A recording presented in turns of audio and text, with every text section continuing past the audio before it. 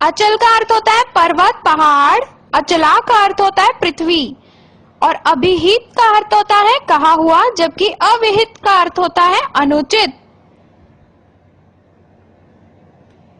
अनिष्ट का अर्थ होता है बुरा, जबकि अनिष्ट का अर्थ होता है निष्ठा रहित। अविराम का अर्थ होता है लगातार, अभिराम का अर्थ होता है सुंदर। अविज्ञ का अर्थ होता है मूर्ख, जबकि अभिज्ञ का अर्थ होता है विद्वान। ऐसे ही अचर का अर्थ होता है जो न चले, न चलने वाला, जबकि अचिर का अर्थ होता है नया, नवीन।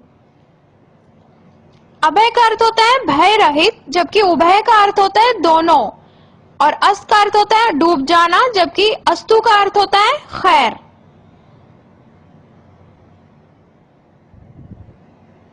अंत का अर्थ होता है समाप्ति, जबकि अंत्य का अर्थ होता है अंतिम, आखिरी वाला।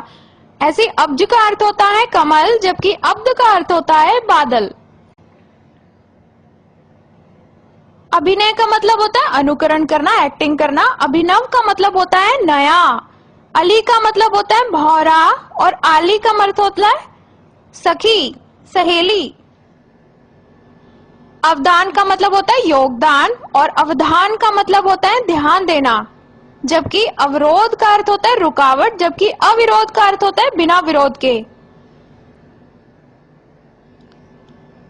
आचार मतलब कि आम आदि का जो अचार डालते हैं। आचार का अर्थ होता है आचरण। ऐसे ही अक्ष का मतलब होता है धुरी, और अक्षी का मतलब होता है आंख।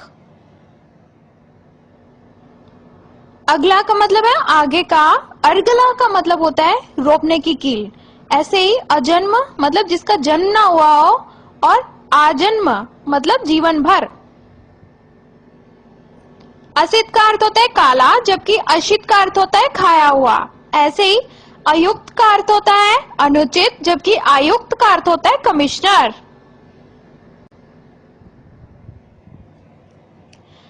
अन्याय का मतलब होता है गैर इंसाफी करना। अन्यान्य का अर्थ होता है दूसरे दूसरे। अश्व का अर्थ होता है घोड़ा, अश्म का अर्थ होता है पत्थर। आकर खजाना, आकार मतलब बनावट। आभरण गहना, आवरण ढकना। अवसान का अर्थ है कि अंत। आसान का अर्थ है सरल। ऐसे ही आयत जो है वो है चतुर्भुज, और आयात जो है विदेश से माल मंगवाना। आहुति मतलब हवन में बलि देना, जबकि आहुति का मतलब होता है किसी को बुलाना। ऐसे ही उद्धत का मतलब होता है उद्दंड, और उद्यत का मतलब होता है तैयार होना। आर्त का अर्थ होता है दुख, जबकि आर्द्र का अर्थ होता है गीला। ऐसे ही आर्द्रा का अर्थ होता है एक नक्षत्र, जबकि आर्द्रा का अर्थ होता है अदरक। उद्धरण का अर्थ होता है वाक्य का बिल्कुल वैसा ही कथन, और उदाहरण का अर्थ होता है मिसाल। ऋत का अर्थ होता है सत्य, और ऋतु का अर्थ होता है मौसम। उद्योग का अर्थ होता है प्रकाश, जबकि उद्योग का अर्थ होता है उपाय। कटिबद्ध का अर्थ होता है तैयार। कटिबंध का अर्थ होता है कमरबंद, एक गहना। कपिश का अर्थ होता है मटमैला रंग, जबकि कपीश का अर्थ होता है हनुमान, सुग्रीव। करकट का अर्थ होता है कचरा, कूड़ा, जबकि करकट का अर्थ होता है केकड़ा। कली अर्थात कलयुग। कली का अर्थ होता है कोपल, नया फूल जो अभी उगने की अवस्था में है। कटौती का अर्थ होता है कमी करना। कटौती का अर्थ होता है लकड़ी का एक पात्र। कुंडल मतलब एक गहने को कुंडल बोलते हैं, कानों में डालते हैं जो। कुंतल का अर्थ होता है सिर के बाल। ऐसे ही कुट का अर्थ होता है किला, जबकि कूट का अर्थ होता है पर्वत। कुल का अर्थ होता है वंश, जबकि कूल का अर्थ होता है किनारा।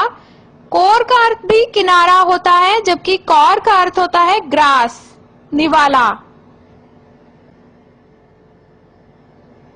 कुजन मतलब दुर्जन, बुरा आदमी। कूजन मतलब पक्षियों का कलरव, चहचहाहट। कौशल का अर्थ अयोध्या का प्रदेश, जबकि कौशल का अर्थ होता है निपुणता। क्षमा का अर्थ होता है पृथ्वी, जबकि क्षमा का अर्थ होता है माफी।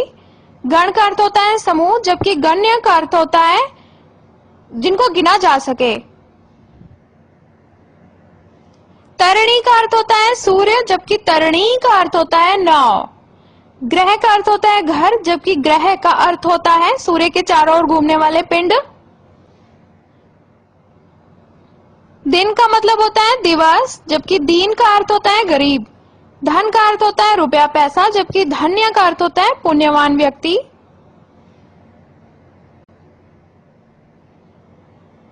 नकल का अर्थ होता है अनुकरण, किसी की नकल करना, जबकि नकुल नेवले को कहते हैं, पांडव का नाम भी था।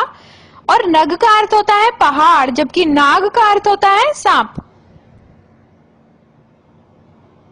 नीरज कमल को कहते हैं, जबकि नीरव का अर्थ होता है सुनसान। परुष का अर्थ होता है कठोर, जबकि पुरुष का अर्थ होता है नर मनुष्य।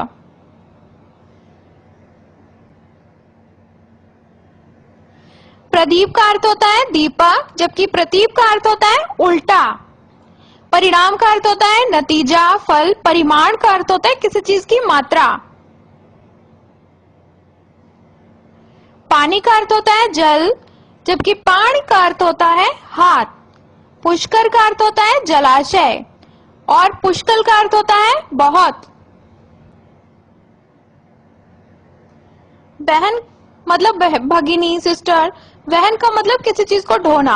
ब्याल का अर्थ होता है सांप, जबकि ब्यालू का अर्थ होता है रात्रि का भोजन, रात्रि भोज। भट्ट योद्धा को कहते हैं, जबकि भट्ट पंडित को कहते हैं।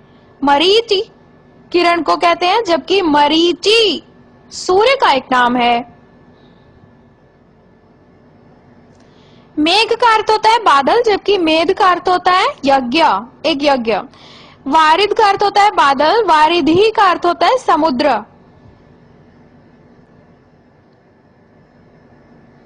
शशिधर का अर्थ होता है चंद्रमा, शशिधर का अर्थ होता है शंकर शिव। हिम का अर्थ होता है बर्फ, जबकि हेम का अर्थ होता है स्वर्ण सोना।